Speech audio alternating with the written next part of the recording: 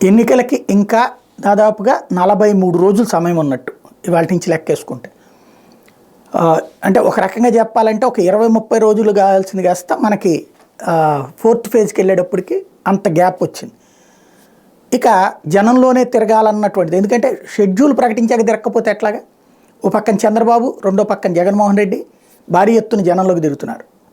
27వ తారీఖు నుంచి జగన్ రోజు ఒక జిల్లా చుట్టేస్తూ ఒక సభ, ఓ జిల్లా రోడ్ షో. ఇటు పక్కన చంద్రబాబు నాయుడు ప్రజాపౌరం రోజుకి 3 రోడ్ షోలు.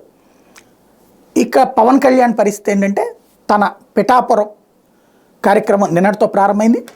వారాహి 3వ విడత యాత్ర అద్భుతమైనటువంటి రెస్పాన్సు, వేలాది మంది కాదు లక్షలాది మందిగా అటెండ్ అవుతున్నారు. వైకాపా ఫ్యాన్కి సౌండ్ ఎక్కువ, గాలి తక్కువ.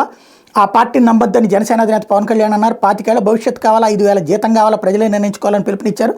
5 ఏళ్ల పాటు ఇబ్బంది పెట్టిన వైకాపా కావాలా, మీకోసం నిలబడే కూటమి కావాలా తేల్చుకోవాలని కోరారు. కాకినాడ జిల్లా గొల్లప్రోలు మండలం చేబ్రోలు గ్రామంలో వారాహి విజయవేరు బహిరంగ సభలో శనివారం రాత్రి ఆయన ప్రసంగించారు. నన్ను 10 ఏళ్లుగా చూస్తున్నారు, ఓడిపోతే ఎవరైనా ఇంట్లో కూర్చుంటారు, వేరెవరైనా పార్టీ మార్చేస్తారు. జగన్ చెల్లెలు షర్మిల కూడా తన పార్టీని కాంగ్రెస్లో విలీనం చేశారు. కానీ నేను మీరు ఇచ్చిన మనోబలంతో ఈ దశాబ్ద కాలం గడిపాను. ఉప్పాడ తీరంలో సముద్రం కోతల ఎన్నో ఆటుపోట్లు ఎదుర్కొంటూ జనసేన నిలబడింది. మీ వెన్నంటి నడవడానికి నేను పార్టీ నిలబడి ఉన్నామంటూ పవన్ కళ్యాణ్ ఇచ్చినటువంటి స్పీచ్ బాగా ఒక ఎమోషన్ క్రియేట్ చేసింది.